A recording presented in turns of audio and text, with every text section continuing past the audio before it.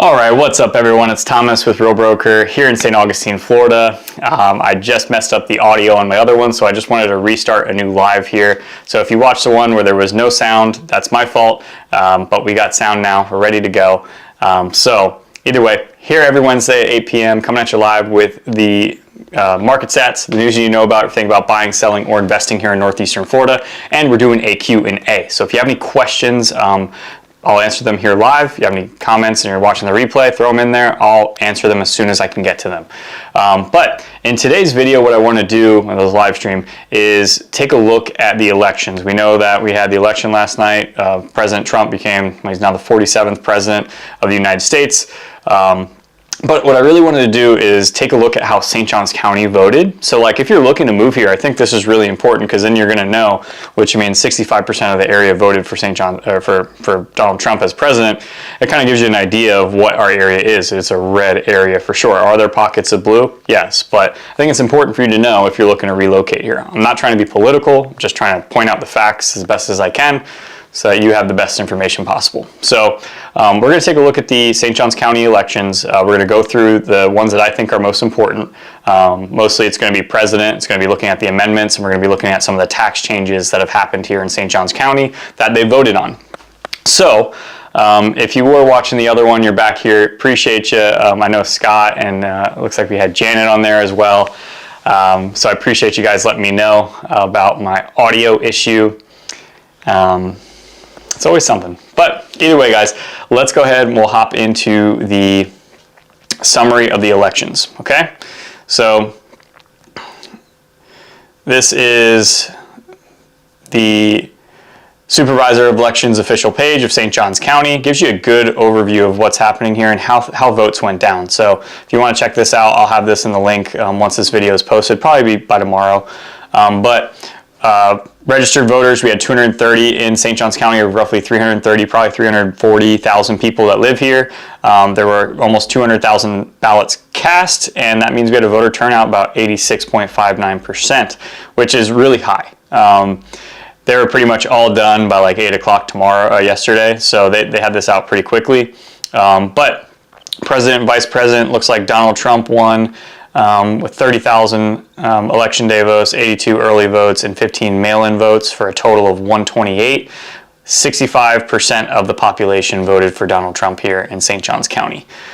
So he won pretty much landslide victory here, which is no surprise to anyone that lives here in St. Johns County. Now, the biggest thing is, of course, they elected a whole bunch of other people, but we're not going to go into all of those people. There are some important things there. I just don't know enough about it. The one thing I want to talk about are going to be the constitutional amendments that we voted for as the state of Florida, and then also local changes to our taxes here in the state of Florida. So the constitutional amendment 1 through 6, and we'll cover that in the next Instagram post. School board half-cent sales tax, and then school board $1 million to increase teacher pay. So take a look at my Instagram here. I'm going to backpedal a little bit. You can follow me at Thomas Rayberg Realtor. Just covers that. But Amendment 1, partisan election of members of district school boards. So there was a vote to say like, hey, we want people that are running for school board to say like, hey, I'm a part of the Republican Party, I'm part of the Democratic Party, the Green Party, whatever party you want to be. That didn't pass. So we're maintaining current procedures where school board members are elected in a nonpartisan election. Amendment number 2, which this is, I said this, I feel like I'm repeating what I said, which I am. I always thought this was interesting that like you needed a license to fish, like, oh, you got to spend an extra 40, 50 bucks every single year just to fish throughout the year to like feed your family. It's kind of weird, right? That you need to ask the government for permission to like what if you don't have a lot of money but you got a fishing pole? Like, I don't know. But either way, apparently Amendment 2, the right to fish and hunt, limits the lawmaker's ability to ban and restrict forms of hunting or fishing.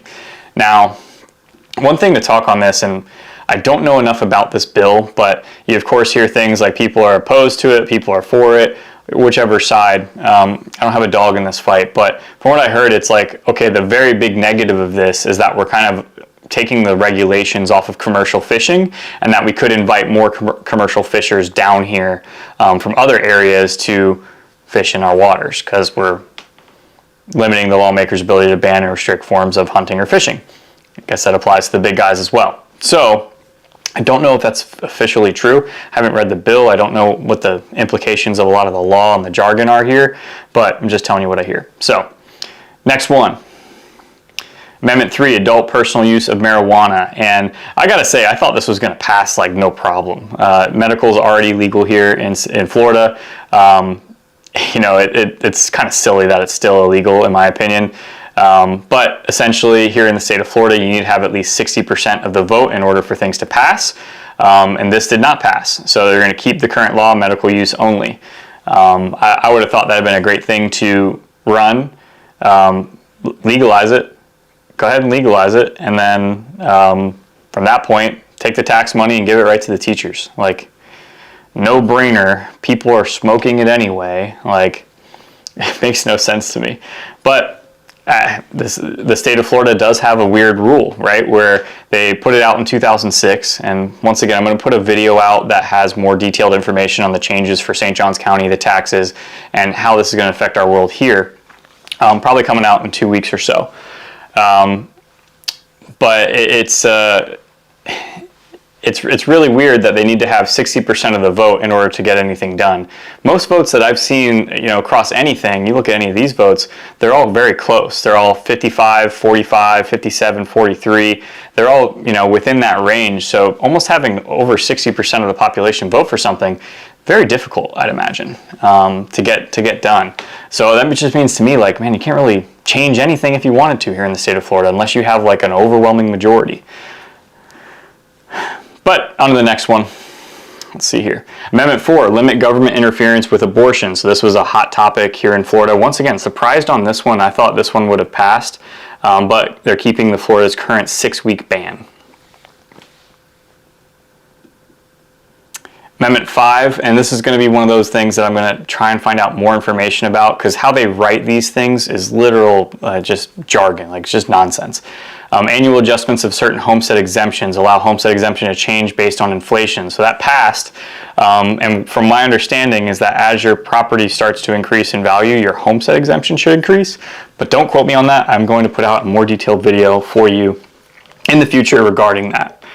Amendment 6, repeal of public campaign financing requirement. The state will no longer give public funds to those running for state office.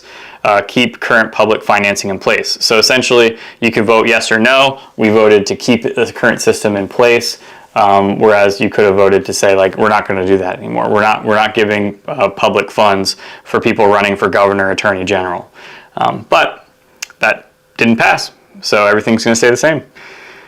St. Johns County, this is where it's going to affect us here locally. This is not actually a change, right? They're just, they're voting again for something we already had in place. So there was a half-cent sales tax.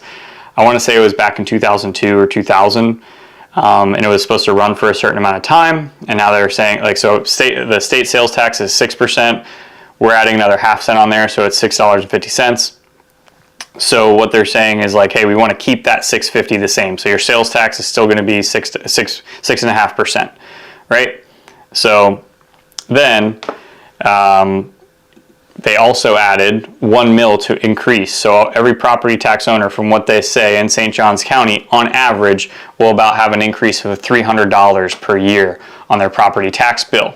That is in order to pay the teachers, whereas the half-cent sales tax is ordered to build the infrastructure for the schools. So I don't necessarily agree with raising property taxes for this. I do want teachers to get paid more, and I mean, if you've watched the show, I've definitely been a big advocate for that. But I also think there's probably 1,000 other ways to figure that out. I mentioned before that I think like a special tax district within the city of St. Augustine or St. Augustine Beach, where people that, you know, tourists that go down and visit, they pay maybe an extra half-cent sales tax on things. If you're local, you get the regular, regular price. If you want, it's not that huge of a difference in terms of price, but I think that could be something. Legalizing marijuana and then taxing it and then give it to the teachers could be another thing. To raise all taxes on property owners here almost seems like a penalty in a way. And then at the same time, if you're a teacher and you're getting a raise from your school, is it going to be compensatory to the raise in your property taxes on the property that you own? I don't know. I don't know, guys. So let's pop this up here, see if I have any questions. We got John here. We got decriminalize. Yeah, we got John Marley in the house. Yeah, it at this point it's kind of nonsensical. It's like the rest of the country is pretty much getting with it. The fact here in Florida that you need a 60% vote to win anything, especially when it comes up to the amendments, makes me think like, damn, you can't get a thing done here, you know, which you would think would be different, but it's not. So, John, hope you're doing well. Let's go into the next news story here, guys. Any questions, let me know. I'm going to pull it up. Let's do this. Boom, boom. All right, so I covered this probably about a month or two ago. This new community called Agrihood. The Board of County Commissioners found the plans for the proposed 3,300 home development incomplete. This was actually a big thing on local, social medias about people really opposing development. So this was, 3,300 home development. They're going to be about 10,000 people here. This was going to go in the end of 214 on the west side of 95. This is a concept of what it could look like. And yeah, so this is exactly where it was supposed to go. Pretty big area here. Here's County Road 208. And you have County Road 214. It's supposed to spread through this little area here. So West Augustine is just over here. This is, let's see. I don't think they show 95 here. Yeah, they don't have 95 on here, I don't think. But 95 is just over here. So it got a lot of public pushback because the development here in St. Johns County, they are developing a lot, right? There's no doubt about it. So a lot of the locals are not happy. So they're fighting the development. And especially for that area, 10,000 homes just to throw there. There's nothing around there as of right now. Now, I think with their plan, they were going to add some commercial space and everything out there. I don't know fully, but the plan got denied. And St. Johns County residents put it on Facebook and were super happy about it. But, we seem to get really happy about denying these developments. But what happens is they go and they change whatever they're going to put forward in front of the county. They make some revisions and it gets pushed forward again when public support dies down. And that's the truth of it, right? The also truth of this, right, is St. Johns County is expected to grow, to 660,000 people by 2050.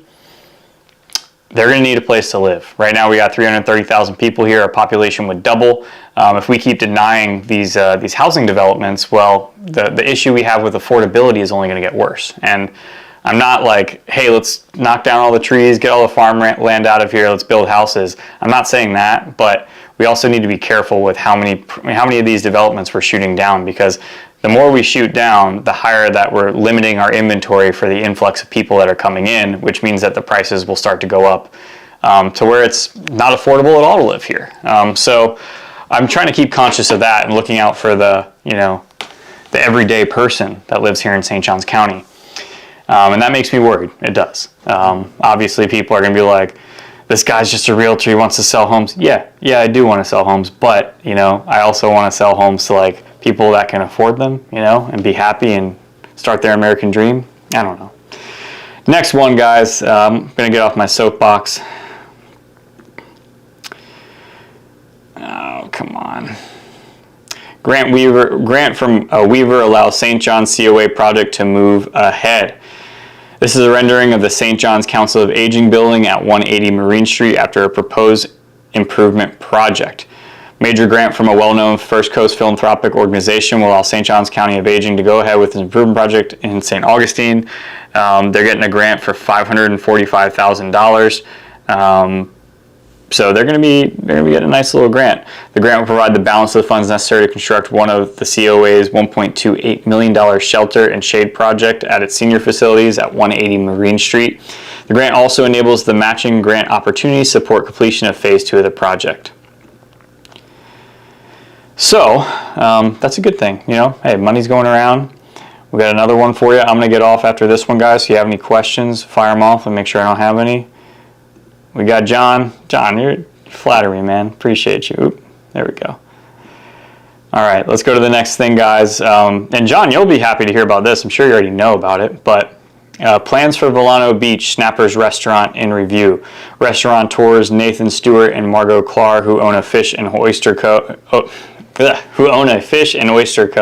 Fish House and Oyster Co. Oh my gosh, are developing the concept. So Snappers is in development at 160 Vilano Road in Vilano Beach. This is kind of just putting another notch in the buckle of Vilano Beach. It seems to be developing very quickly now. And I don't, I think it's a pretty sweet little beach town. And I tell people, told several people that have moved there, it's kind of like a gear down from St. Augustine, but you're still close enough. But with adding this food and dining scene, their goal is to make this kind of like San Marco. So if you guys are familiar with going up to San Marco, they kind of have a nice little food and dining scene. And that's what they're thinking that this area could be. So that's what they say right here. So Stewart said he sees potential in Vilano Beach. They're almost making it like a little San Marco. It's like a walking district, so we grabbed the property 2 years ago to position ourselves. So, I mean, it's Planet 165 Vilano Road. Let's see. Let me pull that up here. Yeah. So I think there's a townhome project going in right there. Yeah, so they're building some luxury townhomes here. I think they're starting in the millions. It's been in development for a while now. I haven't broke ground. I think they've broken ground, but there's no townhomes up. But this is where they're going to be, right on the main drag of Vilano Road. Got the pier right here. It's a great little location. So yeah, they're going to have some good food here. Michael's is also moving over to the Hyatt, the new beach top restaurant there, or hotel there. That's going to be pretty cool. So Michael's being right there.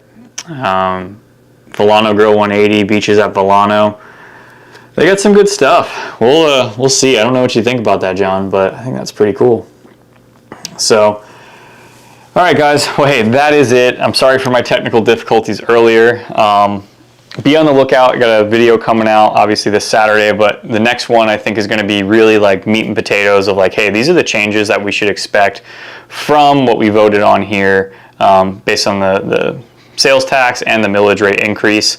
I'm going to try and dive deep as much as I can into the homestead inflation exemption situation, so I can get you more information on that. But if you guys have any questions, you're looking to buy, sell, or invest, reach out to me and my team. All we try to do is give you the information just like we did tonight so that you can make an educated decision on what you want to do, which is buy, sell, or invest here in Northeastern Florida. Until next time, guys, I'm going to get some water. I'll see you.